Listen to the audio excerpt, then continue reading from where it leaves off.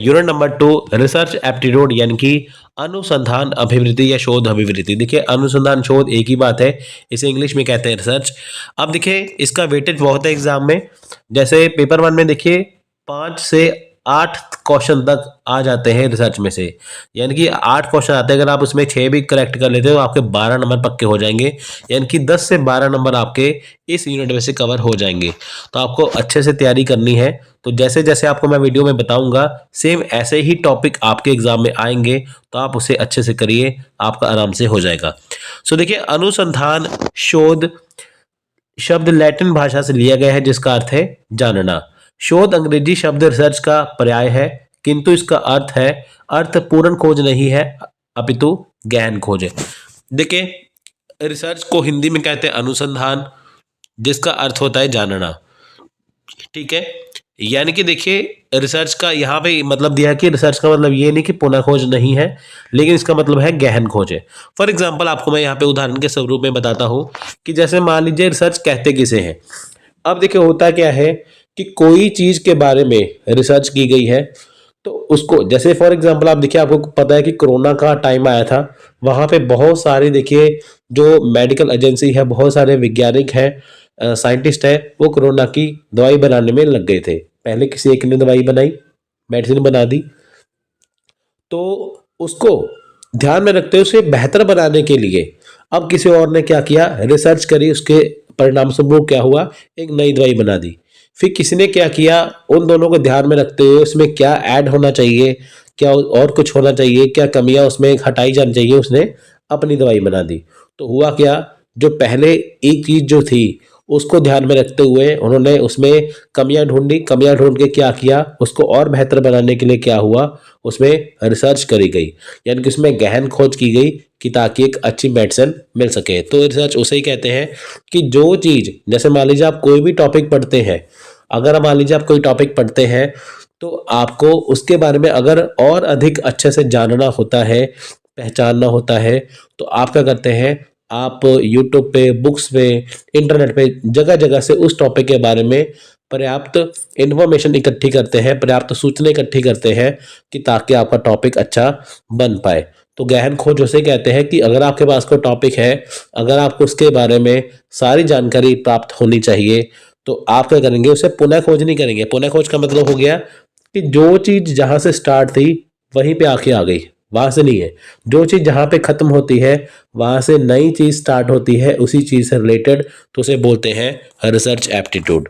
ठीक है, यानी कि अनुसंधान, अनुसंधान का ये मतलब है कि पुनः खोज नहीं करना, दोबारा से उसी चीज को खोज नहीं करना है, उसके क्या है, गहन खोज करना है, जो उसमें कमियां रह गई हैं उसे ढूंढना है।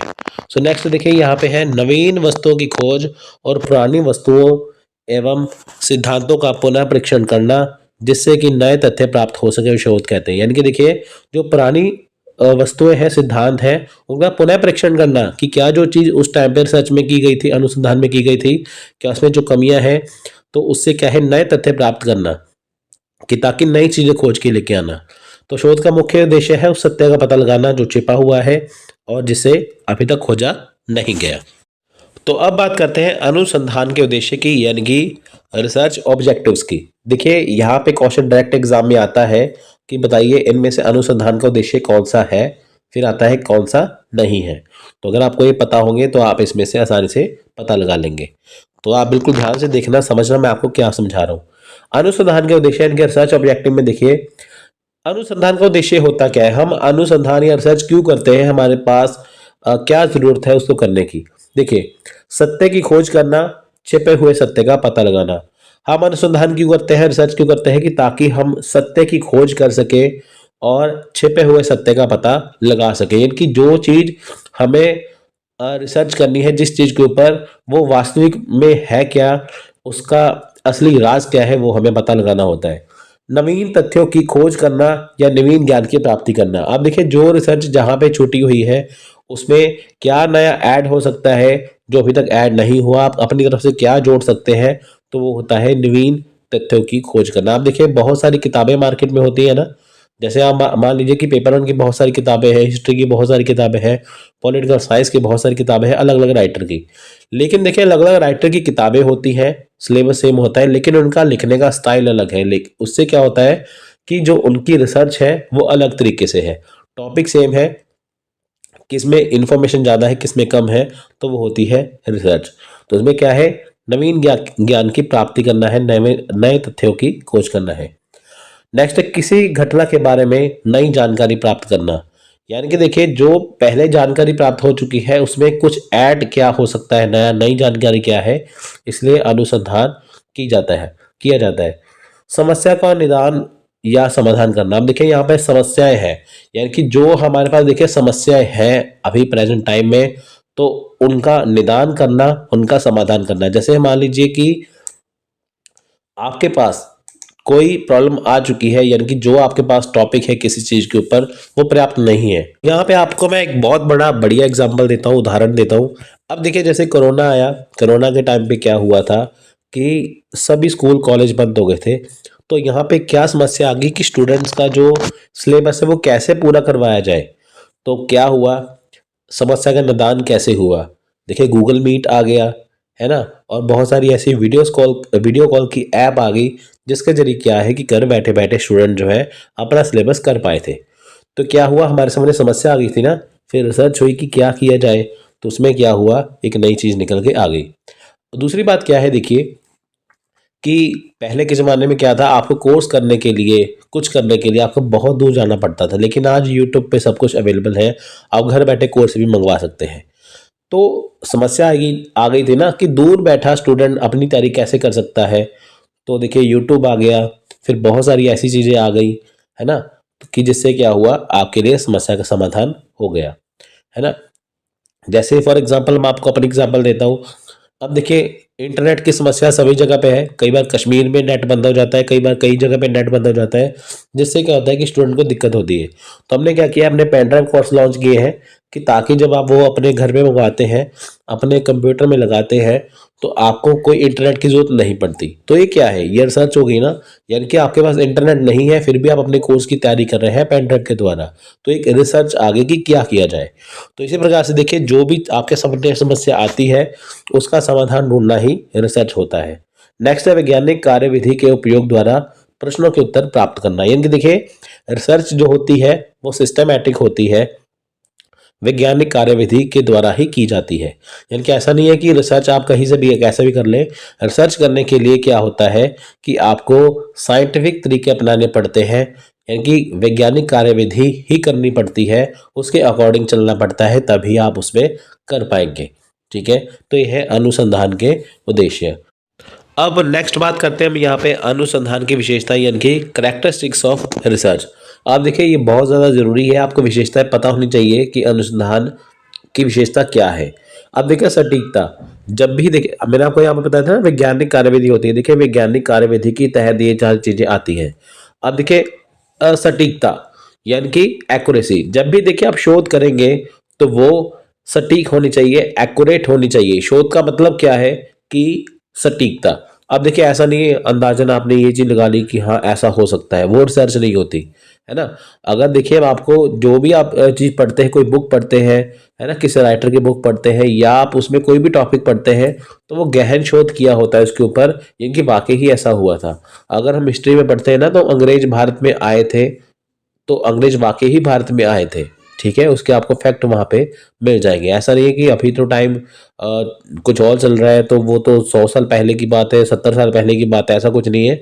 70 साल, 100 साल, 1000 साल पहले की जो बात है वो वाकई ही उस टाइम घटित हुई थी। तो वो सटीकता के साथ यहाँ पे आपको प्रमाण दिया जाता है।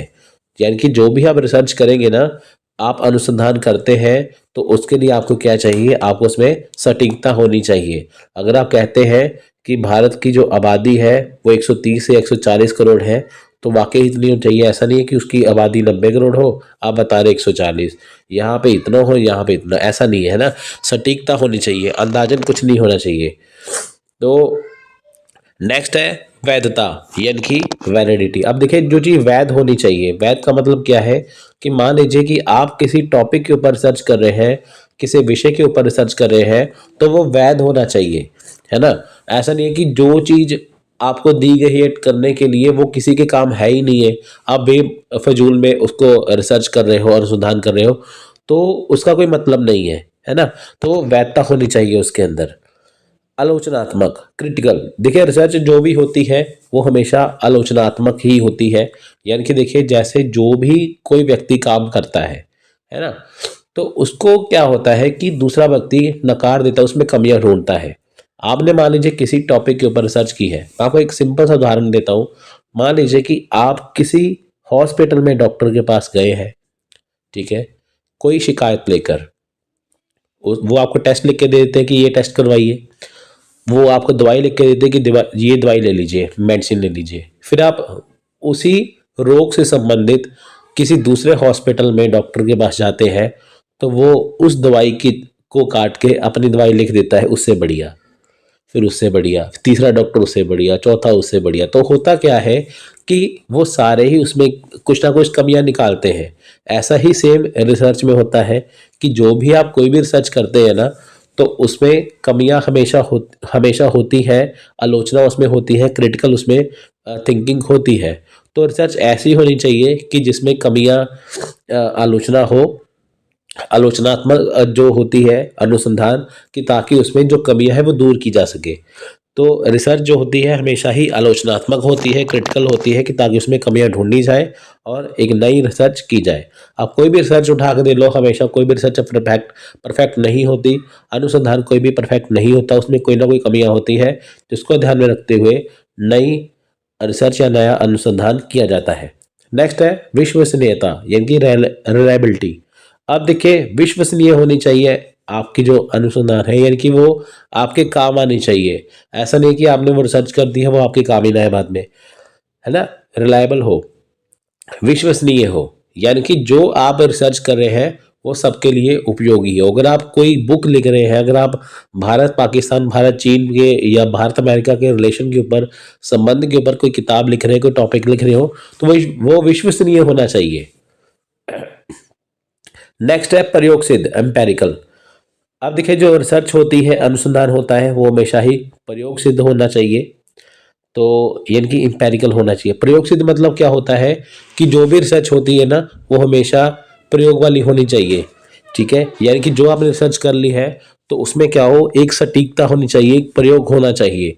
यानी कि जो आपने अभी तक डाटा इकट्ठा किया है ना, जो आपने रिसर्च कर ली है, तो आपने वो पहले प्रयोग करके देखा है ना उसमें, कि क्या जो आपने चीज़ वाकई ही की है, कि क्या वो सही है, गलत है, क्या है ना। वो प्रयोग सिद्ध होनी चाहिए। ऐसा नहीं कि जो आपने रिसर्च कर ली है तो वो बाद में गलत निकले। जैसे फॉर एग्जांपल कोरोना के टाइम में देखिए, जो भी दवाई थी, जो मेडिसिन बनाई गई थी, वो सबके लिए ज़रूरी थी। 2 डोज थी, बाद में बूस्टर डोज आ गई, है ना। तो क्या था, उसे और बेहतर बनाया गया रिसर्च के द्वारा।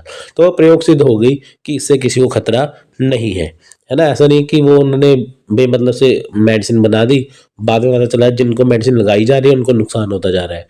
तो ऐसा नहीं है, आपको पहले क्या है, जो आपके जो अनुसंधान है वो प्रयोग सिद्ध होनी चाहिए। नेक्स्ट है निष्पक्षता, ऑब्जेक्टिविटी। अब देखिए जो रिसर्च होती है, अनुसंधान होता है, वो निष्पक्ष होना चाहिए। कोई धर्म के ऊपर, कोई जाति के ऊपर, किसी लिंग के ऊपर, कोई रंग के ऊपर ऐसा भेद नहीं होना चाहिए। ऐसा नहीं है कि आपने एक रिसर्च कर दी है, एक टीम को या एक कौम को, एक धर्म को आपने एक तरफ से बढ़िया बता दिया, दूसरे को गलत बता दिया। ऐसा नहीं है, वो निष्पक्ष होना चाहिए। चाहे आदमी है, औरत है, कोई धर्म है, कुछ भी है, वो हमेशा ही एक जैसा होना चाहिए। किसी का उसमें मजाक नहीं होना चाहिए, वो निष्पक्ष होना चाहिए, है ना। आपके जो अनुसंधान है ना, वो हमेशा सबके फायदे के लिए होना चाहिए, वो हमेशा निष्पक्ष होना चाहिए। नेक्स्ट है व्यवस्थित उपागम, यानी कि सिस्टमैटिक उपयोग। अब देखिए यहाँ पे जो आपकी अप्रोच है वो सिस्टमैटिक होनी चाहिए, यानी कि जो आपकी अनुसंधान है वो व्यवस्थित ढंग से होनी चाहिए। ऐसे नहीं कि कुछ यहाँ पे और चीज़ है, कुछ यहाँ पे और चीज़ है, यानी कि जहाँ से आपने रिसर्च स्टार्ट की ना, वहाँ से हो। देखिए फॉर एग्जांपल, जैसे मान लीजिए कि आप कोई बुक पढ़ते हैं, उसमें पहले क्या होता है, उसकी भूमिका होती है, फिर मेन पैरा होता है, ऐसे करके पॉइंट्स बने होते हैं, है ना। फॉर एग्जाम्पल जैसे आपको मैं अनुसंधान पढ़ा रहा हूँ, तो पहले मैंने आपको क्या किया, एक ब्रीफ इन्फॉर्मेशन दिया, उसके बाद फिर मैंने आपको उद्देश्य पढ़ाया, विशेषता पढ़ाई। ऐसे करते करते हम आगे बढ़ेंगे। ऐसा नहीं कि पहले मैंने आपको ये पढ़ा दिया, बाद में वो पढ़ा दिया, ऐसा नहीं है। तो जो आपका अनुसंधान है, रिसर्च है, वो व्यवस्थित होनी चाहिए, सिस्टमैटिक तरीके से होनी चाहिए, शुरू से लेके एंड तक होनी चाहिए। जैसे आप कोई मूवी देखते हैं ना, स्टार्टिंग से लेके एंड तक कहानी बनती जाती है। ऐसा नहीं कि पहले आपको कुछ दिखा दिया फिर कुछ दिखा दिया। तो सेम ऐसे ही आपका रिसर्च भी सिस्टमैटिक तरीके से, व्यवस्थित ढंग से होनी चाहिए। नेक्स्ट है सामान्यीकरण, यानी कि जनरलाइजेबिलिटी। सामान्यीकरण मतलब कि सामान्यीकरण ऐसा है कि जो आपकी लैंग्वेज है रिसर्च की, वो सही होनी चाहिए, आसान होनी चाहिए, सामान्यीकरण होनी चाहिए कि कोई भी अगर उस टॉपिक को ध्यान में रखते हुए फिर से रिसर्च करना चाहे तो वो आसानी से कर पाए। नेक्स्ट है वास्तविक जीवन के अनुभवों में नियंत्रित। अब देखिए control in real life experience, यानी कि जो देखिए आपकी रिसर्च होती है वो वास्तविक जीवन, यानी कि जो आप जीवन जी रहे हैं उसके अनुभवों में नियंत्रित होनी चाहिए। यानी कि जो आप रिसर्च करते हैं तो आपका जो वास्तविक जीवन है, जो आपका अनुभव है, जैसी जिंदगी आप जी रहे हैं उसको ध्यान में रखते हुए आप रिसर्च को नियंत्रित करें। नियंत्रित का मतलब क्या है कि आप उसमें वो चीज ही लिखें जो लोगों के लिए जरूरी है। ऐसी चीज ना हो रिसर्च के अंदर जिससे किसी की भावनाओं को ठेस पहुंच जाए, या ऐसी चीज ना हो रिसर्च के अंदर जो किसी के काम की हो ही ना, है ना। सबके काम के लिए भी होनी चाहिए और रिसर्च अच्छी भी होनी चाहिए और नियंत्रित भी होनी चाहिए। नेक्स्ट है चक्रीय या वृद्धिशील, साइक्लिक या और इंक्रीमेंटल। अब देखिए ये बहुत इंपॉर्टेंट है। ये क्या है, कोई भी रिसर्च यानी कि देखिए यहां से स्टार्ट होती है, पूरी हो जाती है, उसके बाद क्या होता है, फिर कोई नया बंदा आता है उसी टॉपिक से फिर से नई रिसर्च खोजनी स्टार्ट कर देता है। तो कहने का मतलब क्या है कि अगर आपने रिसर्च कंप्लीट कर ली है, उसके बाद उसमें कुछ कमियां रह जाती हैं तो दूसरा बंदा देखता है इसमें ये चीज़ तो है ही नहीं है, तो उस टॉपिक को क्या करता है, वहां से पकड़ के एक नई रिसर्च की स्टार्टिंग कर देता है। उसे बोलते हैं चक्रीय या वृद्धिशील। यानी कि कोई भी रिसर्च है किसी जगह पे टिकती नहीं है, हमेशा ही वो चक्रीय होती है, वृद्धिशील होती है। तो नेक्स्ट है शोधकर्ता की विशेषताएं। अब देखिए अभी हमने यहाँ पे की ना अनुसंधान की विशेषताएं, अब हम करेंगे शोधकर्ता की विशेषताएं। यानी कि जो रिसर्चर है जो रिसर्च कर रहा है तो उसमें क्या क्या क्वालिटी होनी चाहिए, क्या उसकी विशेषताएं हैं। देखिए एक अच्छे शोध के समान एक अच्छे शोधकर्ता में भी निम्न विशेषताओं का होना आवश्यक है। फॉर एग्जाम्पल देखिए यहाँ पे एक अच्छे शोधकर्ता को यह सुनिश्चित करना चाहिए कि वह अपना शोध कार्य सही स्थान पर सही समय से पूरा करे तथा इस प्रक्रिया को वह पूर्ण बुद्धिमत्ता के साथ प्रभावी एवं मितव्ययी ढंग से संपन्न करे। अब देखिए जो शोध करता है, जो रिसर्च करने वाला है, अनुसंधान करने वाला है, उसको यह सुनिश्चित करना चाहिए कि जो शोध कार्य है वो सही स्थान पे हो, सही समय से पूरा हो, और इस प्रक्रिया को क्या है कि ऐसे वो करे ताकि वो प्रभावी भी हो और अच्छा भी हो।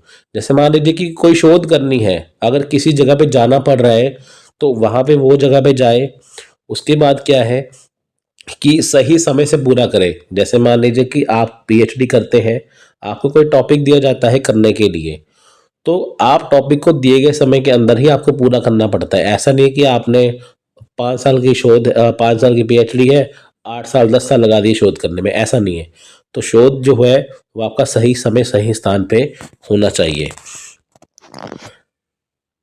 नेक्स्ट है शोधकर्ता अनुसंधान प्रारूप से शोध कार्य के अधिकतम उद्देश्यों को प्राप्त करने में सफल होता है। देखिए जो शोधकर्ता होता है, जो शोध कार्य के अधिकतम उद्देश्य है, यानी कि उसने देखा है कि मुझे ये रिसर्च करनी है, ये शोध करनी है, उसमें उसने जो उद्देश्य लेके चला है, जो उसको कमियां लगी थी, है ना, तो वो अधिक से अधिक उसमें उद्देश्य अपने प्राप्त करे, अधिक से अधिक नई चीजों को ऐड करे।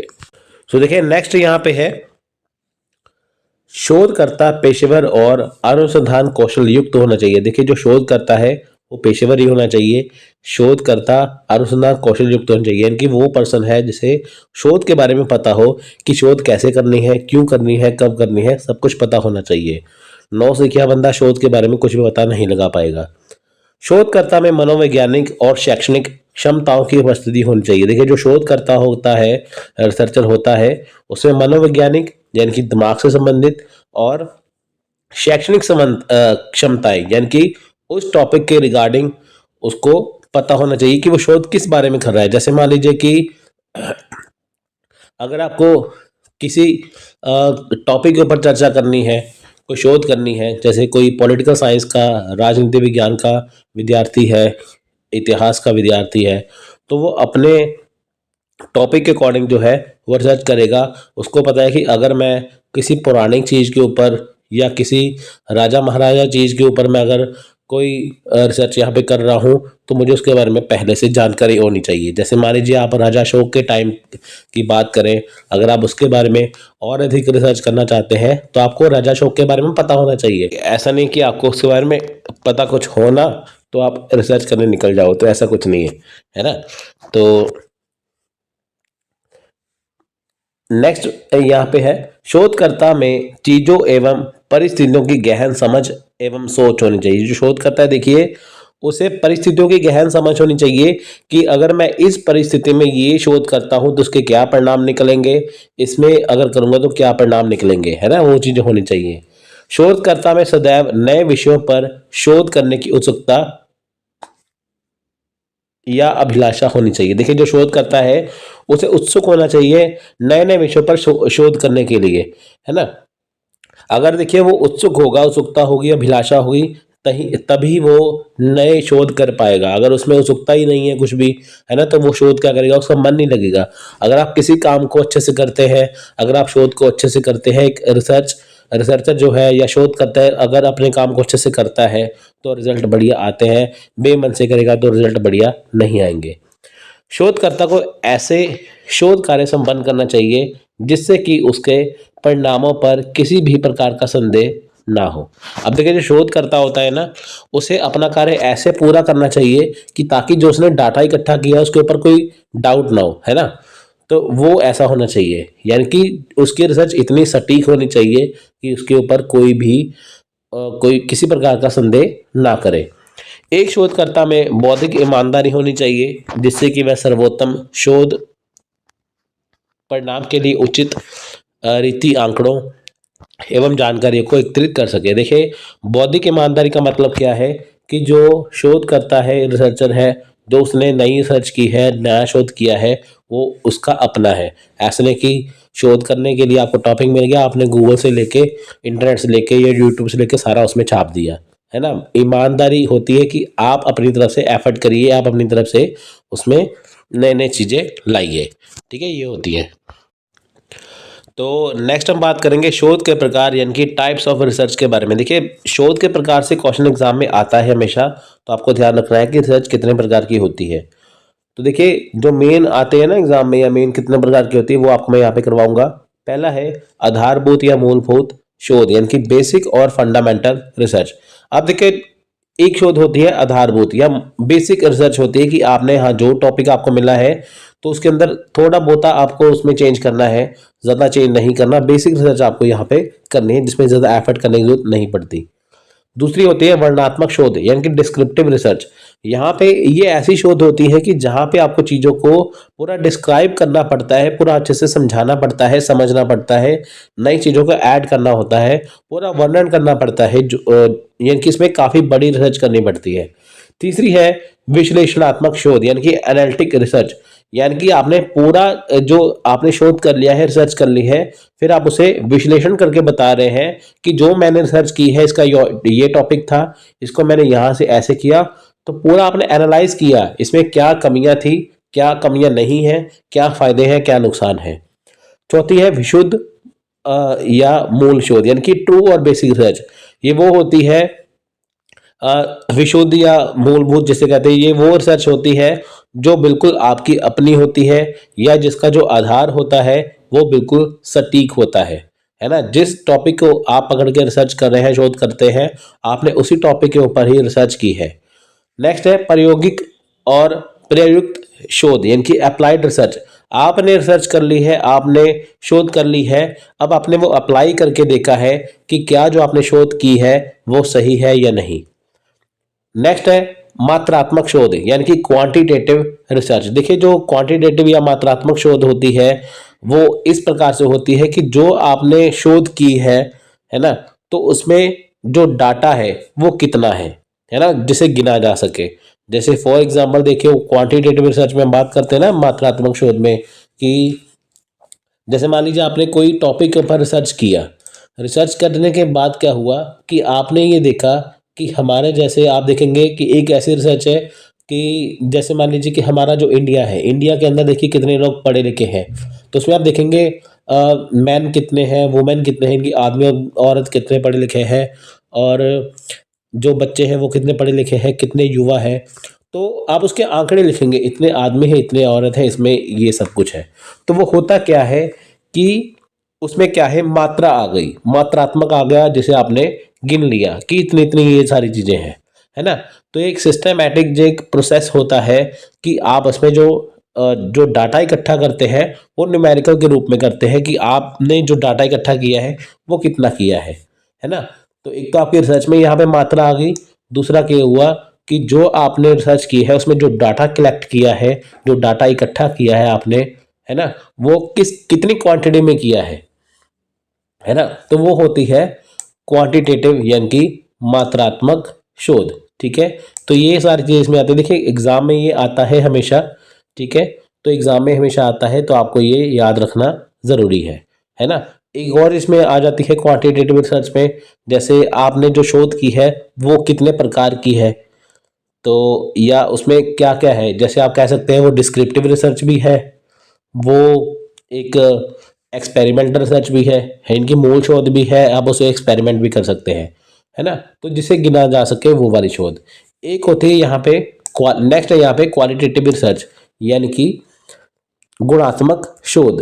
तो देखिए क्वालिटेटिव रिसर्च का मतलब क्या होता है कि जो आपने शोध की है तो उसकी पहचान क्या है। तो उसकी पहचान क्या होती है, वो कितना उसमें गुण है कितना नहीं है। यानी कि देखिए जो आपने रिसर्च यहाँ पे कर ली है वो किसको फायदा दे रही है, किसको नुकसान दे रही है, वो वाली उसका गुण क्या है, वो सही ढंग से सही बैठ रही है कि नहीं बैठ रही है ना। जो आपने देखिए रिसर्च की है उसके गुण क्या है ना, वो दूसरे से बेहतर कैसी है, वो उसमें चीजें यहाँ पे आती हैं। इनकी जो बाजार में या मार्केट में या कहीं पे कहीं भी वो रिसर्च अवेलेबल है, तो आपके रिसर्च उससे अलग कैसे है, क्या उसमें क्वालिटी है ना। जो भी आप देखिए कोई चीज़ चेक करते हैं क्वालिटी देखते हैं ना। अगर आप सब्जी मंडी में जाते हैं कोई चीज़ सब्जी खरीदने के लिए, आप क्वालिटी चेक करते हैं ना कि हाँ ये कैसी क्वालिटी है, इसकी कैसी क्वालिटी है, वो सारी चीज़।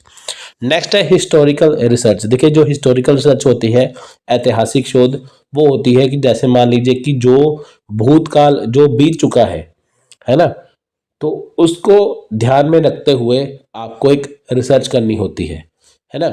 हिस्टोरिकल रिसर्च का मतलब क्या है कि जो समय बीत चुका है तो वर्तमान समय में और क्या उसमें ऐड हो सकता है वो उसमें आता है। यानी कि इसका संबंध भूतकाल से है। जो आप देखिए देखेंगे कि जो चीज़ें बीत चुकी हैं, जैसे आप देखेंगे हड़प्पा सभ्यता का टाइम था, है ना। तो उसमें देखिए जो कंस्ट्रक्शन वर्क था जो उसमें बीत चुका है, अब उसको ध्यान में रखते ना कि ये पहले ऐसी चीज़ हुआ करती थी, आज ये ऐसी चीज़ है, तो पहले ऐसी थी आज ऐसी है, वो होती है ऐतिहासिक शोध। ठीक है, ये सारी चीज़ें। नेक्स्ट यहाँ पे देखिए शोध पद्धतियाँ। शोध पद्धतियाँ क्या है, ऐतिहासिक शोध। ठीक है, रिसर्च मेथड्स में क्या है, रिसर्च मेथड क्या होता है कि रिसर्च करने का तरीका क्या है। तो देखें यहाँ पे शोध पत्तियां हैं, ऐतिहासिक शोध, हिस्टोरिकल रिसर्च। इनका संबंध भूत से है तथा भविष्य को समझाने के लिए भूत का विश्लेषण किया जाता है। इनकी देखिए ये वो रिसर्च होती है जो भूतकाल से संबंधित है, जो टाइम बीत चुका है, लेकिन भविष्य को समझाने के लिए इसका रेफरेंस लिया जाता है, इसका विश्लेषण किया जाता है। विवरणात्मक शोध यानी कि डिस्क्रिप्टिव रिसर्च, इसका संबंध वर्तमान से होता है तथा इसमें शोध के विषय का सार निर्धारित करने का प्रयास करते हैं। यानी कि देखिए इसका जो डिस्क्रिप्टिव रिसर्च है वो विवरणात्मक शोध है, इसका संबंध किससे है, वर्तमान से। ठीक है, नेक्स्ट है प्रयोगात्मक शोध यानी कि एक्सपेरिमेंटल रिसर्च। इसका उद्देश्य वैज्ञानिक रूप में दो या दो से अधिक तत्वों के संबंधों की व्याख्या करना है। यानी कि देखिए जो दो तत्व है आपस में या उससे अधिक जो तत्व है उसका आपस में संबंध कैसा है, अगर एक तत्व दूसरे तत्व के ऊपर हावी हो जाए तो क्या असर पड़ेगा, तो ये उससे संबंधित है। नेक्स्ट है गुणात्मक एवं मात्रात्मक शोध, क्वालिटेटिव और क्वांटिटेटिव रिसर्च, जो अभी हमने किए था पीछे। इस शोध में शोधकर्ता क्या, कहाँ, कब की खोज नहीं करता बल्कि क्यों और कैसे खोज करता है। यानी कि इसमें ये नहीं होता कि रिसर्च में कैसे करनी है, क्या करनी है, कब करनी है, बल्कि क्यों करनी है रिसर्च, इसके बारे में इसमें पता लगाया जाता है। तो नेक्स्ट है देखिए यहाँ पे शोध के चरण। देखिए एग्जाम में टाइम कम है, इसलिए आपको मैं बिल्कुल शॉर्ट तरीके से आपको मैं चीज़ें समझा रहा हूँ कि ताकि आपके दिमाग में फिट हो जाए और आप आसानी से जवाब दे पाए। अगर मैं लॉन्ग लॉन्ग लेक्चर लेके चलूँगा ना तो आपका टाइम पे सिलेबस कंप्लीट नहीं हो पाएगा, इसलिए जो आपको मैं इसमें समझा रहा हूँ तो आप उसे अच्छे से समझिए, डायरेक्ट क्वेश्चन आपके एग्जाम में आएंगे। तो देखिए नेक्स्ट है शोध के चरण, रिसर्च स्टेप। अब देखिए हर एक चीज़ के स्टेप होते हैं, ऐसे रिसर्च के भी स्टेप है। शोध की प्रक्रिया एक सुव्यवस्थित एवं चरणबद्ध रूप में संपन्न होने वाली प्रक्रिया है। इसमें निर्धारित उद्देश्यों पर बल दिया जाता है तथा इसके लिए आवश्यक सूचनाओं एवं आंकड़ों का संग्रहण किया जाता है, जिससे कि शोधकर्ता एक निश्चित निष्कर्ष पर पहुंच सके। शोधकर्ता की प्रक्रिया में विभिन्न चरण पाए जाते हैं। तो देखिए यहाँ पे क्या है कि जो शोध की प्रक्रिया है उसे चरणबद्ध तरीके से संबंध करना है, यानी कि हम कहाँ से स्टार्ट कर रहे हैं, कहाँ पे हम जा रहे हैं, तो उसे हमें देखना है। ऐसा नहीं कि हम स्टार्ट कहीं और से कर रहे हैं, जहाँ कहीं और रहे हैं, है ना, कुछ अता पता ही नहीं है। तो वो स्टेप्स क्या होते हैं मैं आपको बताता हूँ। देखिए पहला है चरण 1 यानी कि लेवल 1, समस्या की पहचान करना। आपने जो चीज रिसर्च करनी है वो क्यों करनी है, कौन सी समस्या आ गई है आपके सामने जिसके बारे में आपको रिसर्च करना है, तो आपके सामने पहली बात तो समस्या होनी चाहिए। दूसरा चरण है समस्या की समीक्षा करना। समस्या की समीक्षा ये है कि जो आपके सामने समस्या आ गई है कि क्या वो पूरी ही रिसर्च करनी है या क्या कुछ पार्ट्स जो रह गए हैं उसे ही रिसर्च करनी है, तो आपको वो पता लगाना है। तीसरा है समस्या को स्पष्ट करना। जो अभी आपके सामने समस्या है जिसको आपको रिसर्च करना है, शोध करना है, तो उसे स्पष्ट करना जरूरी है कि क्या उसे रिसर्च करना जरूरी है कि नहीं। चौथा है शब्दों एवं अवधारणाओं को स्पष्ट करना। देखिए जो शब्द है रिसर्च के अंदर, जो अवधारणा है उसको स्पष्ट करना है कि जो हम शब्द लेके चल रहे हैं, अवधारणा लेके चल रहे हैं, वो दूसरों के समझ में आए या नहीं। नेक्स्ट है पांचवा निदानात्मक योजना का विकास करना। देखिए यहाँ पे क्या है, जो आप रिसर्च करने जा रहे हैं, जिस समस्या के ऊपर आप शोध करने जा रहे हैं, रिसर्च करने जा रहे हैं, उसका निदान होना जरूरी है। उसके लिए योजना बनाई जानी चाहिए कि मैं इस रिसर्च को करूंगा तो मैं ये प्लान लेके चलूंगा। नेक्स्ट है चरण 6 आंकड़ों का संग्रहण। तो देखिए आपको यहाँ पे नेक्स्ट क्या करना है, आंकड़ों का संग्रहण करना है, डाटा इकट्ठा आपको यहाँ पे करना है। तो नेक्स्ट है यहाँ पे आंकड़ों का विश्लेषण। जो आपने रिसर्च कर ली है, जो आपने यहाँ से यहाँ तक आपने आंकड़े इकट्ठे कर लिए, उसका विश्लेषण करना है कि जो आपने किया है वो सही है कि गलत है। तो देखिए यहाँ पे शोध में आईसीटी के अनुप्रयोग, यानी कि देखिए जो रिसर्च है वो आईसीटी में कैसे इस्तेमाल की जाती है। तो देखिए इस डिजिटल दुनिया में इंफॉर्मेशन और कम्युनिकेशन, यानी कि इन दोनों के लिए जिन जिन टेक्नोलॉजी का इस्तेमाल किया गया है वो भी आईसीटी के अंतर्गत आती है। ठीक है, यानी कि देखिए जो आज का युग है वो कौन सा युग है, वो डिजिटल दुनिया का युग है। तो डिजिटल क्या होती है कि जैसे आजकल सभी चीज़ें ऑनलाइन है, टेक्नोलॉजी का ज़माना है, तो इसमें क्या है इंफॉर्मेशन और कम्युनिकेशन, इन दोनों के लिए क्या है कि हम जिन टेक्नोलॉजी का इस्तेमाल करते हैं, अगर यानी कि हमें इंफॉर्मेशन चाहिए तो हम क्या करके गूगल के ऊपर जाते हैं, यूट्यूब पे जाते हैं। कम्युनिकेशन जैसे वीडियो कॉल करनी है, किसी को फ़ोन करना है, कुछ भी करना है, तो उसके लिए हम जिस टेक्नोलॉजी का इस्तेमाल करती है उसे बोलते हैं आईसीटी, यानी कि इंफॉर्मेशन कम्युनिकेशन टेक्नोलॉजी। अब देखिए अब आपको शोध के लिए यानी कि रिसर्च के लिए जगह जगह जाने की जरूरत नहीं है। तो पहले क्या होता था, जब आपको रिसर्च करनी होती थी तो आपका क्या होता था कि आपको उस जगह पे जाना पड़ता था, जो कि पैसे काफ़ी लग जाते थे, टाइम भी काफ़ी लगता था। लेकिन आज का जो टाइम है डिजिटल टाइम है, इसमें आपको ना तो वहाँ जाने की जरूरत है ना। जैसे मान लीजिए आपको पाकिस्तान के ऊपर, बांग्लादेश के ऊपर कुछ आपको रिसर्च करनी है तो आपको वहाँ पे जाने की जरूरत नहीं है। तो आप क्या कर सकते हैं, आईसीटी के द्वारा उसकी पूरी जो खोज खबर रख सकते हैं। इससे आपका समय और धन दोनों बचेगा। तो देखिए ये कैसे प्रयोग होता है। देखिए सबसे पहले इसमें क्या होता है, रिसर्च जब आप करते हैं तो आपको सबसे पहले जो आईसीटी में रिसर्च आप करते हैं तो आप कैसे करते हैं। सबसे पहले देखिए आप डाटा इकट्ठा करते हैं। डाटा एकत्रित करना है कि कलेक्शन डाटा। दूसरा है डाटा प्रवेश, यानी कि डाटा को एक्सेस करना। पहले आपने डाटा इकट्ठा कर लिया, सारे आंकड़े इकट्ठे कर लिए, यानी कि आपके पास रिसर्च का टॉपिक है, शोध का या अनुसंधान का कोई टॉपिक है, विषय है, इसको आपने इकट्ठा किया, उसके अकॉर्डिंग जितना भी डाटा था आपने इकट्ठा कर लिया। फिर डाटा को आपने एक्सेस कर लिया, है ना, डाटा प्रवेश कर दिया, डाटा संग्रहित किया। यानी कि मान लीजिए कोई एक कंप्यूटर है, लैपटॉप है ना, उसमें आपने डाटा को इकट्ठा किया, फिर आपने डाटा का एक्सेस ले लिया, फिर आपने डाटा को स्टोर कर लिया, किसी जगह पे सेव कर दिया, फिर आपने डाटा को प्रोसेस किया, उसके बाद फिर क्या किया आपने, डाटा की व्याख्या की, डाटा को इंटरप्रेट किया। सिंपल सी बात, पहले आपने डाटा कलेक्ट किया, डाटा को एक्सेस किया, डाटा प्रवेश किया, डाटा को संग्रहित किया, पूरा इकट्ठा कर लिया, है ना, सॉर्ट कर लिया, यहाँ पे स्टोर लिखा है, सॉर्ट कर लिया, संग्रहित कर लिया, इनकी पहले कौन सी चीज़ आएगी फिर बाद में कौन सी आएगी, उसे आपने लाइन वाइज कर लिया, प्रोसेस कर लिया पूरा कि हाँ मुझे यहाँ से यहाँ से यहाँ से ऐसे करना है, डाटा की फिर आपने व्याख्या कर दी।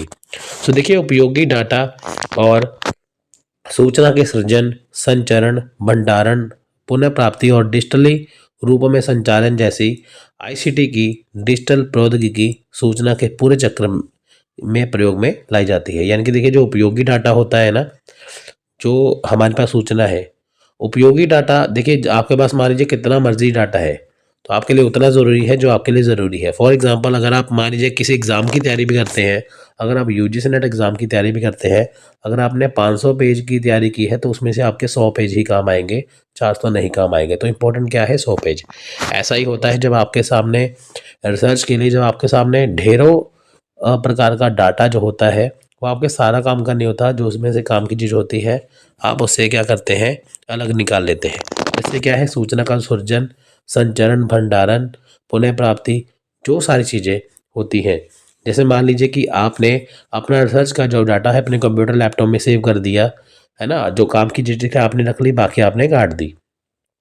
तो मान लीजिए आपको लगेगा कि हाँ ये मैंने चीज़ काट दी है लेकिन वो मुझे फिर से चाहिए, तो उसमें ऑप्शन होता है ना रिसाइकल बिन का, आप उसमें से फिर से उसे मंगा सकते हैं, है ना। तो वो चीज़ आजकल ये चीज़ फ़ोन में भी आ चुकी है।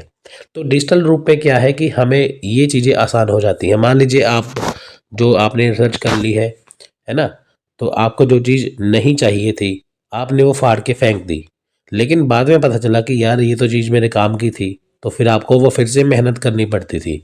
टेक्नोलॉजी में क्या होता है कि अगर आपके पास जो डाटा है गलती से आपने वो डिलीट कर दिया, तो आपको लगता है कि आपने गलती से डिलीट कर दिया, फिर आपको चाहिए तो आप उसे रिसाइकल बिन से फिर से डाउनलोड कर सकते हैं, फिर से उसे रिस्टोर कर सकते हैं।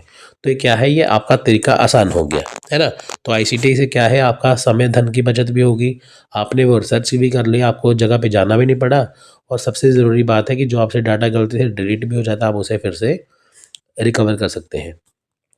अब देखिए यहाँ पे बात करते हैं आईसीटी की भूमिका क्या है, रोल ऑफ आईसीटी क्या है रिसर्च का। देखिए मोस्ट इम्पोर्टेंट है, पहले रिसर्च सिंपल होती थी, अनुसंधान सिंपल था, लेकिन आईसीटी के आने के बाद इसकी महत्ता कितनी हो गई है वो इसमें जानेंगे। देखिए आईसीटी की भूमिका क्या है, आईसीटी गतिविधियों में कंप्यूटर की महत्वपूर्ण भूमिका है। यानी कि देखिए आजकल मोबाइल भी कंप्यूटर है, कंप्यूटर तो है ही है, लैपटॉप है। अनुसंधान गतिविधि में कंप्यूटर की महत्वपूर्ण भूमिका है। आप देखिए कंप्यूटर हर एक जगह पे जो है वो इम्पॉर्टेंट है ना। बैंक में चले जाइए, वहाँ पे कोई डाटा इकट्ठा करना होता है, कोई डाटा स्टोर है, वो भी कंप्यूटर के अंदर है।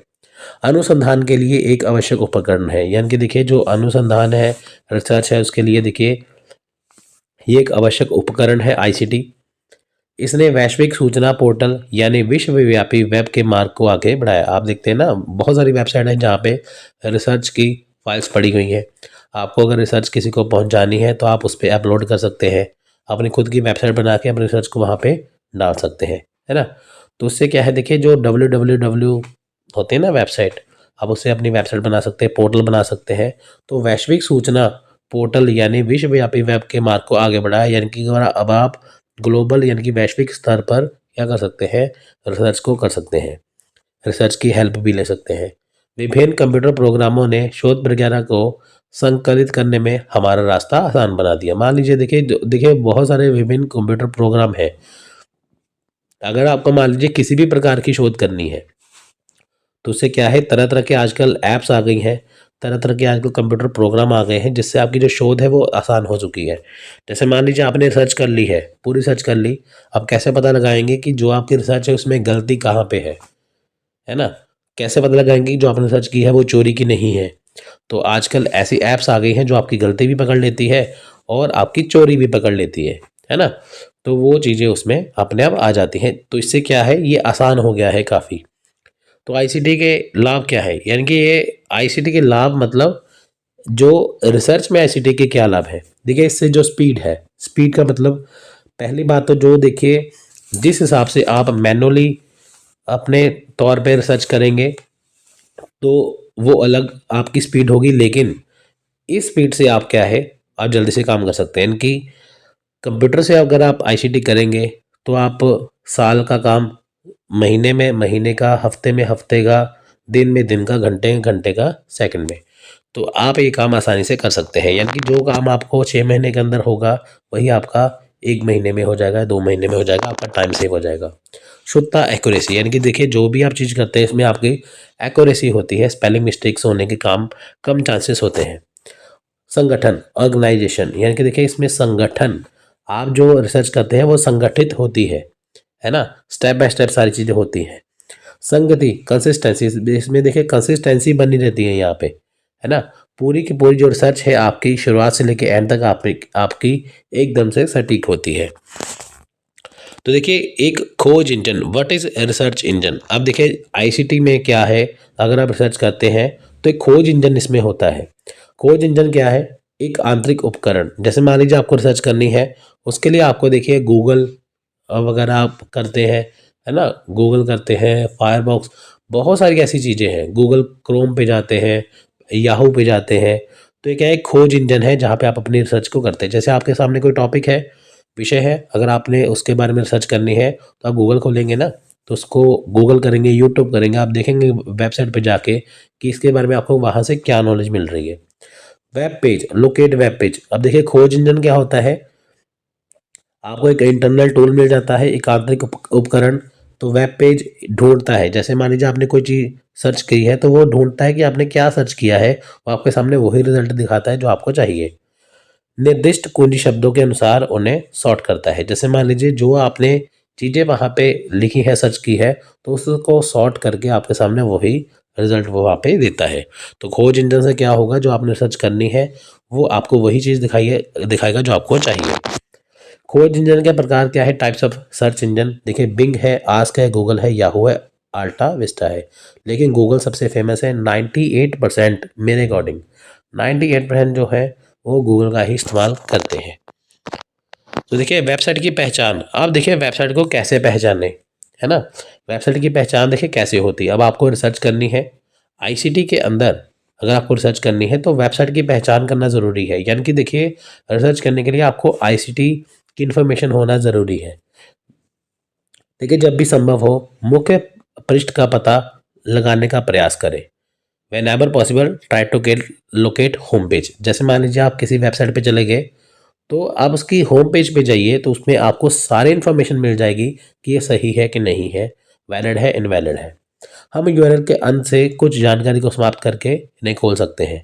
देखिए जो यूआरएल होता है ना, जैसे मान लीजिए कोई वेबसाइट ऐसे बनी होती है, उसके एंड में ऐसे यूआरएल बना होता है, तो आप उससे लोकेट करके, यूआरएल को लोकेट करके कॉपी करके आप उसका पता लगा सकते हैं, उसकी इन्फॉर्मेशन पता लगा सकते हैं, है ना। और वेबसाइट के एंड में क्या यूआरएल बना होता है। तो देखिए जैसे वेबसाइट की पहचान क्या है, जैसे D.gov गवर्नमेंट की वेबसाइट है, .com कमर्शियल वेबसाइट है, .net है ना, .net हो गई, .edu हो गई, एजुकेशन से संबंधित है, नेट हो गया नेटवर्क से, तो ये सारी चीज़ें है उससे संबंधित है ना। ये होती है वेबसाइट की पहचान। एजू मतलब एजुकेशन, GOV मतलब गवर्नमेंट। तो देखिए पब्लिक डोमेन पर एक नज़र। पब्लिक डोमेन क्या होता है, देखिए पब्लिक डोमेन है जो सबके लिए खुला है, जो इसका मर्जी इस्तेमाल कर सकते हैं। ई बुक्स है, ई बुक्स मतलब कि पीडीएफ फॉर्म में जो आप ऑनलाइन वेबसाइट पे बुक्स पढ़ते हैं, है ना, जिसका प्रिंट निकाल सकते हैं, सिर्फ आप वहाँ पे पढ़ सकते हैं। कुछ ई बुक्स ऐसी होती है जिसका आप प्रिंट निकाल सकते हैं। इनकी वो बुक्स हैं जिसे आप इलेक्ट्रॉनिकली पढ़ रहे हैं। जैसे मान लीजिए आपके पास कोई पीडीएफ हो, है ना, चाहे यूजीसी नेट का ही हो, तो अगर आप वो पढ़ रहे हैं वो ई बुक्स है। ई संसाधन, ई रिसोर्सेज, यानी कि वो चीज़ें जो आपको ऑनलाइन अवेलेबल है। ई पत्रिका, ई जर्नल्स, जो आपको वो जर्नल्स जो आपको ऑनलाइन अवेलेबल है। सो नेक्स्ट देखिए यहाँ पे है आईसीटी अनुसंधान उपकरण, आईसीटी रिसर्च टूल। अब देखिए आईसीटी के रिसर्च टूल क्या है, अनुसंधान उपकरण क्या है।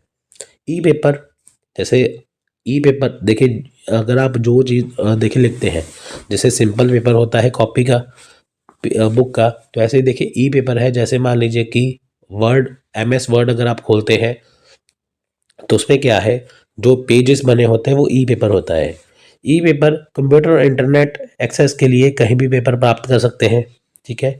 स्लाइड शेयर, जैसे आप PPT है, जैसे ये भी स्लाइड है जिसके ऊपर आपको मैं पढ़ा रहा हूँ, ये स्लाइड है ये भी, है ना। तो आप इसे व्यक्ति और संगठनों से विभिन्न विषयों पर 15 मिलियन से अधिक अपलोड से मिलकर बनता है ये ई पेपर, जो आपके सामने MS वर्ड में होते हैं। स्लाइड शेयर, ये स्लाइड बनी हुई है। यूट्यूब, देखिए ये भी रिसर्च है ICT का। सोशल मीडिया हो गया, जैसे फेसबुक, ट्विटर, लिंक्डइन, G+ वगैरह। अमेजोन किंडल, देखिए अमेजोन के ऊपर किंडल बुक्स आपको मिल जाती हैं।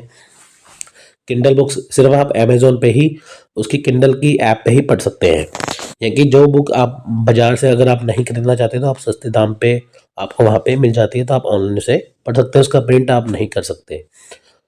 देखिए यहाँ ये शिक्षकों के लिए लाभदायक है, यानी कि बेनिफिट्स फॉर टीचर। अब उनके लिए कैसे है, अब देखिए ICT शिक्षकों को सूचना, ऐतिहासिक स्रोतों और मीडिया प्रकारों की एक विस्तृत श्रृंखला तक पहुंच प्रदान करते हैं। अब देखिए जैसे शिक्षकों को, टीचर को पढ़ाना है, बच्चों को कोई नई चीज़ बतानी है, कुछ भी समझाना है, तो उनके लिए लाभदायक है ICT।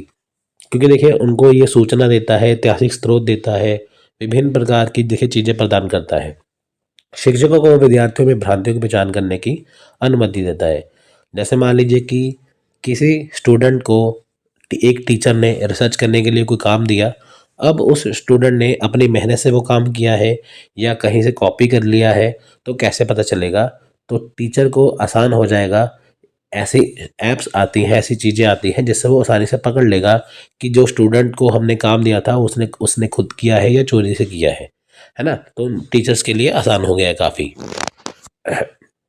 विद्यार्थियों के लिए लाभ देखिए क्या है, ICT लेखन की बाधाओं को दूर करने में मदद करता है। अब देखिए जैसे मान लीजिए स्टूडेंट को बहुत सारी प्रोजेक्ट फाइल मिल जाती हैं, अब वो अपनी तरफ से उनको बुक्स वगैरह ढूंढने में बहुत दिक्कत है, तो वो क्या करते हैं, उस टॉपिक का नाम सर्च करते हैं गूगल पे, यूट्यूब पे, उसके अकॉर्डिंग उनको काफ़ी जानकारी मिल जाती है, जिसको वो मॉडिफाई करके उनसे हेल्प ले लेते हैं।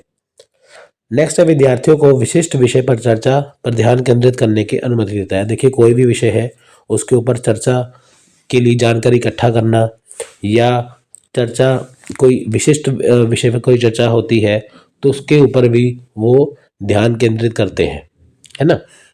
बहुत सारी वीडियोस आपने देखी होंगी, बहुत सारे चैनल्स ने वीडियो बनाई है किसी टॉपिक्स के ऊपर, तो खुद भी स्टूडेंट बना सकते हैं, कोई भी वीडियो देख के उससे हेल्प भी ले सकते हैं।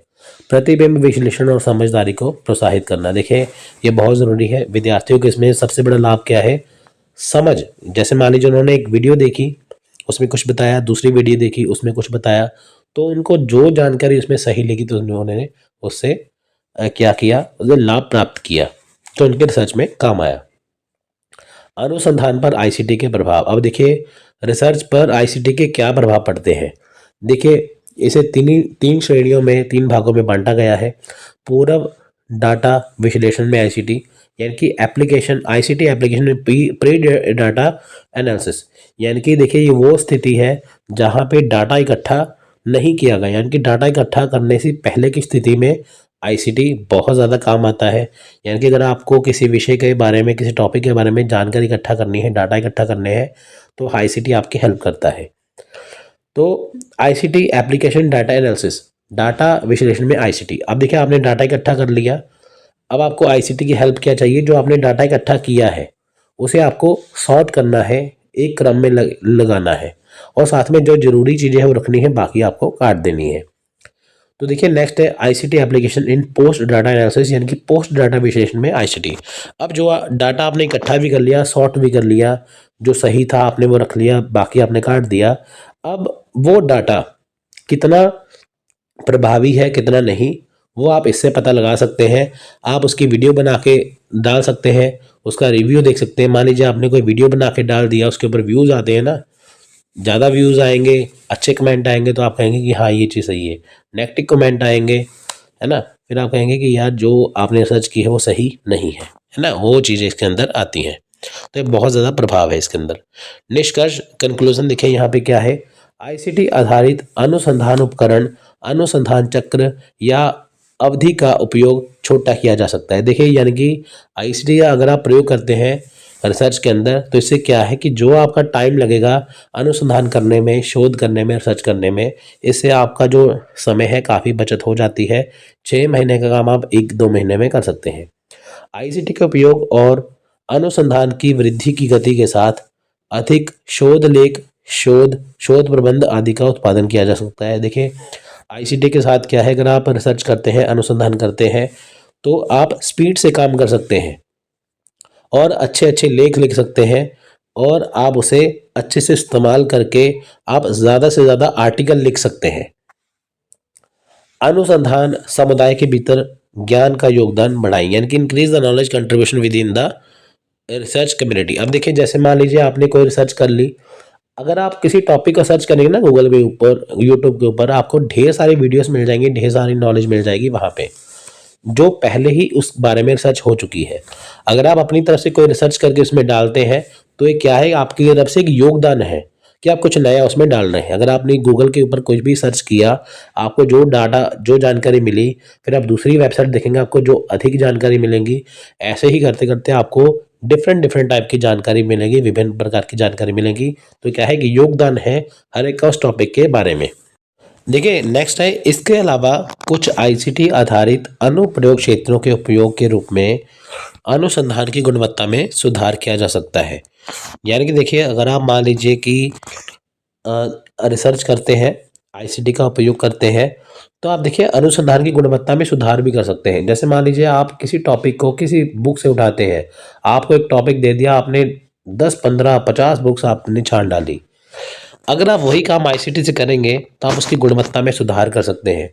जैसे आपकी लिखावट जो है, जैसे आपका जो टॉपिक है, आपने वो चीज़ लिख ली है जो आप समझ सकते हैं, लेकिन बाकी लोग नहीं समझ सकते। होती है ना मार्केट में ऐसी बुक्स होती हैं, आप कहते हैं ना यार इसकी लैंग्वेज बहुत टफ है, मेरे को समझ नहीं आ रही।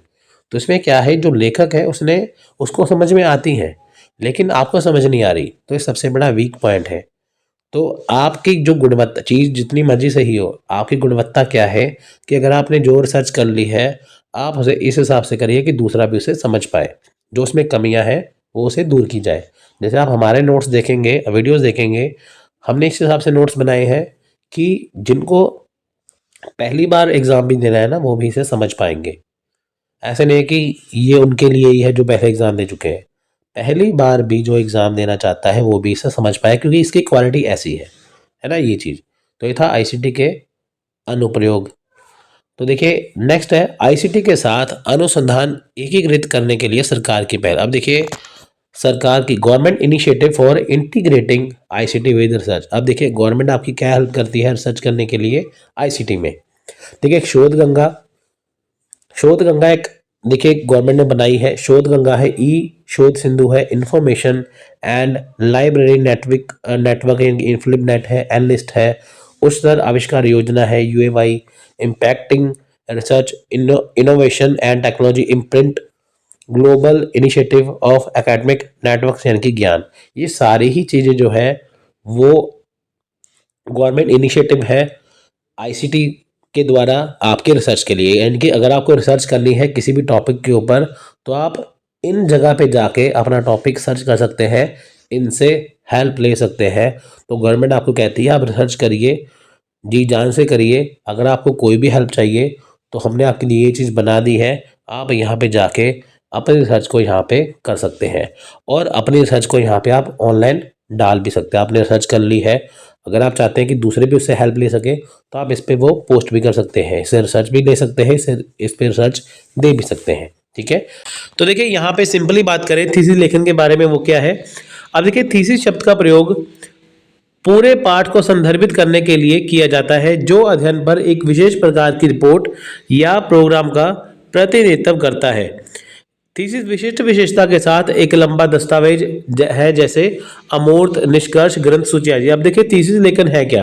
पहली बात तो थीसिस होती है कि कोई भी लेसन हो, कोई भी पाठ हो, कोई विषय हो, ठीक है, उसको संदर्भित करने के लिए क्या है, एक तरह की एक रिपोर्ट होती है। मान लीजिए कि आपने जैसे जो देखिए जो स्टूडेंट एमफिल करते थे ना पहले, जैसे आप पीएचडी कर रहे हैं मान लीजिए, है ना, या आप कोई भी क्लास में हैं, अगर आप पोस्ट ग्रेजुएशन कर रहे हैं, अगर आप एमफिल आपने किया है या अगर आपने पीएचडी कर रहे हैं, तो आपको वहाँ पे थीसिस लिखने के लिए दी जाती है, यानी कि आपको एक टॉपिक दिया जाता है, तो जिसको आपको क्या करना है, उसके ऊपर रिपोर्ट तैयार करनी होती है, तो उसे बोलते हैं थीसिस। तो ये क्या होता है कि लंबा दस्तावेज होता है, जैसे 100 पेज का, 150 पेज का, है ना, ऐसे करके। तो एक टॉपिक के ऊपर आपको पूरा अपने हिसाब से लिखना होता है, पूरा उसे डिफाइन करना होता है, तो वो होता है थीसिस। अब नेक्स्ट है लेख लेखन। अब लेख क्या है, थीसिस हो गया ना लंबा दस्तावेज 50 पेज का, 100 पेज का, 150 पेज का, 200 पेज का, है ना। अब देखिए लेख लेखन क्या है, आर्टिकल राइटिंग। एक लेख एक बड़े पाठक वर्ग के लिए लिखा गया लेखन का अंश है। लेख क्या होता है, जैसे मान लीजिए कि कोई भी बड़ा पाठक वर्ग है, यानी कि देखिए लेख क्या होता है कि जैसे मान लीजिए कि अखबार है, अखबार है, सभी पढ़ते हैं अखबार को, उसके अंदर देखिए एक छोटा सा लेख छपता है, 200 पेज का, 200 वर्ड्स का, 200 शब्दों का, 250 शब्दों का, है ना। उसमें एक आर्टिकल लिखते हैं जिसे सब पढ़ सके, तो वो होता है आर्टिकल राइटिंग या लेख लेखन। आर्टिकल लिखने के पीछे का मुख्य उद्देश्य होता है कि वह अखबारों, पत्रिकाओं में प्रकाशित हो ताकि दुनिया में कुछ बदलाव आ सके। ये लेखक की रुचि के विषय हो सकते हैं और कुछ समसामयिक मुद्दे से जुड़े हो सकते हैं। जैसे अखबार में या पत्रिकाएं में कुछ लेख छपते हैं ना, कुछ आर्टिकल छपते हैं, तो वहाँ पे लेखक अपनी मर्जी से समाज में हो रही जैसे कोई मुद्दे हैं या कुछ ऐसी चीज़ लिखता है जिससे लोग जागरूक हो सके, यानी कि जिससे ज़्यादा से ज़्यादा लोग पढ़ते हैं, है ना। तो उनके लिए 200-250 शब्दों का लेख लेखन लिखा जाता है। तो जो थीसिस होती है वो आप क्लास में लिखते हैं, तो वो काफ़ी लंबा दस्तावेज होता है। तो जो लेख लेखन होता है वो अखबारों में छपता है और बहुत सारे जो उसके पढ़ने वाले हैं उनके लिए लिखा जाता है। अब देखिए जो लेख होता है वो छोटा होता है और जो थीसिस है वो काफ़ी लंबा होता है। अब देखिए थीसिस का प्रकार क्या है। अब देखिए जो दो प्रकारों में बांटते हैं इसे आमतौर पे, गुणात्मक या रचनात्मक। गुणात्मक क्या है, इस प्रकार की थीसिस वर्णनात्मक, खोजपूर्ण, विश्लेषणात्मक या रचनात्मक तरीका है। कला और मानविकी स्नातक छात्र इस प्रकार की थीसिस पर काम कर रहे हैं। देखिए जो गुणात्मक या रचनात्मक थीसिस क्या होती है, यह खोजपूर्ण है या वर्णनात्मक है। यानी कि देखिए जो ऐसी थीसिस है जिसे पूरा अच्छी तरीके से खोज करके लिखा है, जो ऐसा टॉपिक है, जो ऐसा विषय है जिसे अच्छी तरह से पूरा खोजबीन करके, छानबीन करके लिखा है, पूरा विश्लेषण के साथ लिखा है, पूरी डिटेल के साथ लिखा हुआ है, उसे बोलते हैं गुणात्मक। यानी कि देखिए जो ऐसा टॉपिक है जो आपको कहीं पे नहीं मिलेगा लेकिन एक जगह पे मिल जाएगा, उसमें सारी ही चीजें हैं, कोई चीज कहाँ से स्टार्ट हुई है, कहाँ पे खत्म हुई है, हर एक प्रकार की चीज उसमें हुई है। ठीक है, तो ये है गुणात्मक थीसिस। मात्रात्मक क्या है, विज्ञान स्नातक छात्र इस प्रकार की थीसिस पर काम कर रहे हैं जिसमें डाटा, जानकारी का टुकड़ा उपलब्ध कराया गया है। यानी कि देखिए ये वो थीसिस है जिसमें जो डाटा है वो गिना जा सकता है, जिसमें कितने डाटा है, कौन सा डाटा है जिसे गिना जा सकता है, उसे मात्रात्मक थीसिस कहते हैं। वैज्ञानिक उपकरणों द्वारा कुछ और प्रकार के पैमानों पर संख्यात्मक रूप से दर्ज किया गया है। अब देखिए ये तो होगा गुणात्मक या मात्रात्मक। मात्रात्मक में हम गिन सकते हैं, गुणात्मक में उसमें गुण देखे जाते हैं कि उसमें क्या विशेषताएं हैं बाकी चीज़ों से, है ना। ये नेक्स्ट है फुट नोट या समाप्ति नोट। आप देखेंगे कोई भी बुक पढ़ते हैं तो हर एक पेज के नीचे कई बार क्या होता है, ऐसी एक लाइन लिखी होती है ना, उसे बोलते हैं फुट नोट। तो फुट नोट क्या है, फुट नोट पुस्तक या पांडुलिपि के पृष्ठ के नीचे जो पाठ के संदर्भ निर्दिष्ट भाग पर टिप्पणी करता है या उद्धत करता है। फुट नोट या एडिंग नोट में इस्तेमाल किए जाने में कुछ विशेष शब्द, यानी कि देखिए जो पेज होते हैं उसके एंड में नीचे कुछ लिखा होता है, उससे बोलते हैं फुट नोट, जो कि विशेष शब्द होते हैं जो पाठ को संदर्भित करते हैं। तो ये चीज़ें हैं देखिए एग्जाम में आती हैं, इसलिए मैंने आपको ये बताई है। नेक्स्ट है शोध में नैतिकता। देखिए नैतिकता जिसे बोलते हैं रिसर्च एथिक्स। तो एथिक्स हो गया, नैतिकता होगा, इसका मतलब क्या होता है, नैतिक होता है, एथिक्स होता है कोई काम अच्छा या बुरा, जो चीज़ अच्छी या बुरी है उसमें गुण या अवगुण होते हैं, है ना, वो है नैतिकता। अब देखिए शोध की मौलिकता सदैव ही संदेह से परे होनी चाहिए। शोधार्थी के लिए शोध में नैतिकता है और सत्य के लिए प्रतिनिष्ठा आवश्यक तत्व है। किसी दूसरे प्रकार की भाषा विचार किसी दूसरे की भाषा विचार उपाय शैली आदि का अधिकांश नकल करते हुए अपने मौलिक कृति के रूप में प्रकाशन करना साहित्यिक चोरी है। देखिए शोध में नैतिकता क्या है, इसका मतलब ये होता है कि जो भी आप रिसर्च करते हैं, जो भी शोध करते हैं, वो आपकी अपनी होनी चाहिए, वो किसी की नहीं होनी चाहिए। यानी कि देखिए अगर मान लीजिए आपने शोध करने की सोची, अगर आप शोध कर रहे हैं तो आप किसी की भाषा, यानी कि देखिए आप मार्केट में देखिए आप यूजी नेट की बुक्स देखेंगे या कोई भी बुक देखेंगे, चाहे टॉपिक एक हो लेकिन उसमें विभिन्न प्रकार की किताबें पाई जाती है जो अलग अलग राइटर के हैं, लेकिन सबकी लैंग्वेज अलग है। ऐसा नहीं है कि देखिए कि उनकी भाषा एक जैसी हो। अब देखिए जैसे अगर आपने मान लीजिए कि कोई टॉपिक के ऊपर, जैसे मान लीजिए यही टॉपिक है पेपर 1 का, अगर आप कोई भी टॉपिक देखेंगे ना, हमारी उसमें देखिए लैंग्वेज अलग है, बाकी की अलग है, समझाने का तरीका अलग है।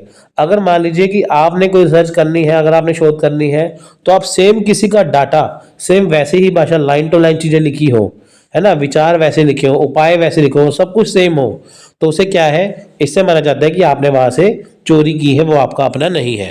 क्योंकि देखिए आपके बात करने का ढंग अलग होगा, सोचने का ढंग अलग होगा, दूसरे का अलग होगा, लेकिन अगर वो सेम टू सेम होगा, इससे माना जाएगा कि ये कॉपी किया गया है। अगर आप ये देखेंगे, ये जो चीजें हैं ना, अगर आप इस टॉपिक को भी कहीं पे सर्च करेंगे ना, तो आपको टॉपिक तो मिलेगा, लेकिन इसकी जो भाषा है वो अलग होगी, लाइन टू लाइन वो सेम नहीं होगी। तो देखिए शोध संबंधी आंकड़ों का संग्रहण, उपयोग एवं उनकी व्याख्या। अब देखिए जो शोध संबंधी आंकड़े हैं उनका संग्रहण कैसे करना है, उपाय और उनकी जो व्याख्या है वो अच्छी होनी चाहिए, ऐसी होनी चाहिए कि जो आपकी अपनी है। शोध परियोजनाओं की रिपोर्टिंग एवं समीक्षा करने की विधियां। अब देखिए शोध नैतिकता में जो परियोजना की रिपोर्टिंग है, समीक्षा करने की विधियां हैं, वो भी देखी जाती है कि आपने जो शोध की है वो किस प्रकार से आप उनकी रिपोर्टिंग कर रहे हैं, अच्छी कर रहे हैं, बुरी कर रहे हैं, ये किस प्रकार से आप उनकी समीक्षा कर रहे हैं। शोध करने वाले सभी शोधकर्ताओं का आपसी संबंध एवं उनके बीच समन्वय। आप देखिए शोध करने वाले जो शोध करता है, मान लीजिए एक टीम में 5 जाने हैं, 2 जाने हैं, 10 जाने हैं, सभी एक ही विषय के ऊपर शोध कर रहे हैं, तो सभी शोधकर्ताओं का आपसी संबंध कैसा है, उनके बीच में तालमेल कैसा है, समन्वय कैसा है। अगर तालमेल अच्छा होगा रिसर्च अच्छी होगी, अगर तालमेल अच्छा नहीं होगा रिसर्च अच्छी नहीं होगी। अब देखिए शोधकर्ताओं एवं उनकी उन सभी कारकों के बीच आपसी संबंध जो शोध को प्रभावित कर सकते हैं। देखिए जो शोध करता है तथा वो सभी कारक जो आपसी संबंध है, आपस में ऐसे जुड़े हैं, वो शोध को प्रभावित करेंगे। मान लीजिए कि जो शोध करता है उसके अलावा देखिए कुछ ऐसे कारक है, चाहे उनके आपसी संबंध हो या कुछ विचारधारा ऐसी हो, अगर आपस में वो मेल खाएगी तो शोध अच्छी होगी, नहीं मेल खाएगी तो शोध प्रभावित हो सकती है, हो सकता है शोध बंद भी हो सकती है, हो सकता है लेट भी हो सकता है गलत भी हो सकती है। शोध के दौरान उत्पन्न होने वाली भ्रांतियों, गैर आचरण एवं विवादों को हल करने के तरीके। अब देखिए शोध करने के दौरान जो भी उत्पन्न होने वाली भ्रांतियां हैं, कोई आपस में विचार नहीं मिलते, कोई चीजें नहीं मिलते आपस में, तो उनके क्या है कि जो विवाद हो जाता है, विवाद होने को हल करने के तरीके क्या है, विवाद को क्या उसी वक्त खत्म कर दिया जाता है या थोड़ा बढ़ाया जाता है। अगर विवाद बढ़ेगा शोध रुक जाएगी, अगर विवाद नहीं होगा या कम होगा या हल हो जाएगा तो शोध आपकी टाइम पे हो जाएगी। तो शोध में उचित व्यवहार को प्रोत्साहित करने वाले नियम। देखिए जो शोध होता है उसमें जो उचित व्यवहार है उसे कैसे सही बना के रखना है, तो उसके लिए प्रोत्साहन के लिए बहुत सारे नियम हैं। जैसे कोई शोध करता है, कोई शोध करने वाला है, तो कैसे शोध को आपस में करेगा, कहाँ कहाँ जाएगा। अगर मान लीजिए आपने कहीं पे शोध करनी है, किसी चीज़ के ऊपर शोध करनी है, आप शोध करने के लिए जाते हैं, रिसर्च करने के लिए जाते हैं, तो आपको व्यवहार कैसा रखना है, तो उससे शोध जो है वो अच्छी होगी। अब देखिए शोध के नैतिक मूल्यों से संबंधित कोड्स एवं नीतियां, codes and policies related to the research ethics. अब देखिए जो रिसर्च एथिक्स में जो शोध के नैतिक मूल्य है, संबंध है, वो क्या है, उनकी नीतियां क्या है। देखिए पहली बात तो ये होनी चाहिए कि उनमें एकता है, यूनिटी है, यानी कि जो शोध का जो नैतिक मूल्य है उसमें देखिए एकता होनी चाहिए। यानी कि देखिए अगर आप में एकता है तो ही आप शोध कर पाएंगे। ईमानदारी होनी चाहिए, जब भी आप शोध करते हैं तो आपकी शोध अपनी खुद की होनी चाहिए, चोरी की नहीं होनी चाहिए। खुलापन, ओपन ओपन ऐसे होता है कि जो भी आप मान लीजिए कि शोध करते हैं उसे अपने खुद के विचार रख सकते हैं, चाहे आप किसी बुक्स की हेल्प ले रहे हैं, चाहे कहीं भी हेल्प ले रहे हैं, लेकिन आपके अपने विचार भी उसमें आप ऐड कर सकते हैं। कहीं से भी कोई भी सोर्स आप ले सकते हैं, ऐसा नहीं है कि आपको लिमिटेड सोर्स ही है, लेकिन कहीं से भी आप सोर्स ले सकते हैं। उसमें आपको पूरी उसमें जो खुलापन उसमें आपको होता है, ठीक है, ये इसमें आता है। अब नेक्स्ट बात करते हैं क्वेश्चन की सावधानी की। अब देखिए जब भी आप शोध करेंगे उसमें आपको सावधानी बरतने की जरूरत होती है कि आपको शोध इस प्रकार से करनी है कि किसी की भावनाओं को ठेस ना पहुंचे या किसी के खिलाफ ना हो, है ना। अपनी भाषा के ऊपर भी आपको नियंत्रण रखना पड़ता है शोध करते समय। तो निष्ठा, इनकी इन्फिनिटी, जिसे आप तुच्छता भी कह सकते हैं, कि जब भी आप शोध करते हैं तो आपको शोध जो है अच्छी करनी चाहिए, उसमें ऐसी घटिया जो हरकतें नहीं होनी चाहिए या घटिया आपकी जो शोध है वो नहीं होनी चाहिए, ठीक है, वो वाली चीज़। गोपनीयता सीक्रेसी, देखिए जब भी आप रिसर्च करते हैं ना तो वो आपको गोपनीय रखनी है, उसे सीक्रेट रखना है कि ताकि उसे कोई चुरा ना ले, आपका कोई आइडिया चुरा ना ले। नेक्स्ट है बौद्धिक संपदा का सम्मान, यानी कि रिस्पेक्ट इंटेलेक्चुअल प्रॉपर्टी। अब देखिए जो बौद्धिक संपदा है ना, इंटेलेक्चुअल जो प्रॉपर्टी है, आप उसका सम्मान करना है आपको। अगर आप कहीं भी जाके ऐतिहासिक शोध भी कर रहे हैं तो आपको वो चीज़ वैसे की वैसी रखनी है, सिर्फ आपको वहाँ पे उसकी हेल्प लेनी है, ना कि उसको नुकसान पहुंचाना है। सहयोगियों का सम्मान, रिस्पेक्ट ऑफ कलीग्स। अब देखिए जो आपके साथ जो शोध कर रहे हैं आपको उनका सम्मान करना है ना। ऐसा नहीं करना कि हाँ आपने ही सारी शोध कर ली है, किसी की हेल्प जो ली है आपने, आप उनका सम्मान करो ही ना, है ना। जिसने भी आपकी चाहे थोड़ी बहुत भी हेल्प की होगी ना शोध करते से, मैं आपको उनके क्या है, आपको उनका सम्मान करना है। उत्तरदायी प्रकाशन, रिस्पॉन्सिबल पब्लिकेशन। अब देखिए जो पब्लिकेशन जो होगी ना, जब आप मान लीजिए कि रिसर्च कर लेंगे, रिसर्च करने के बाद जब आप रिसर्च छपवाने के लिए भेजेंगे तो आपको एक अच्छी सी पब्लिकेशन देखनी है कि ताकि उसकी पहुंच बहुत ज़्यादा तक हो, कि ताकि आपकी जो रिसर्च है वो सभी जगह पे पहुंचे। उसके बाद देखिए उचित परामर्श देना, गिव प्रॉपर काउंसलिंग। अब देखिए आपको प्रॉपर काउंसलिंग करनी है, परामर्श अच्छे से उचित देना है आपको, कि ताकि जो आपकी जो शोध है, जो आपका अनुसंधान है, रिसर्च है, वो उचित लग सके सभी को, कि आपने जो शोध की है वो क्यों की है, क्यों महत्वपूर्ण थी, वो आपको समझाना है। कैपेसिटी, क्षमता, यानी कि देखिए जो आपने शोध की है तो आप उसके लिए सक्षम है, आप में क्षमता है ना, वो वाली आप में कैपेसिटी होनी चाहिए।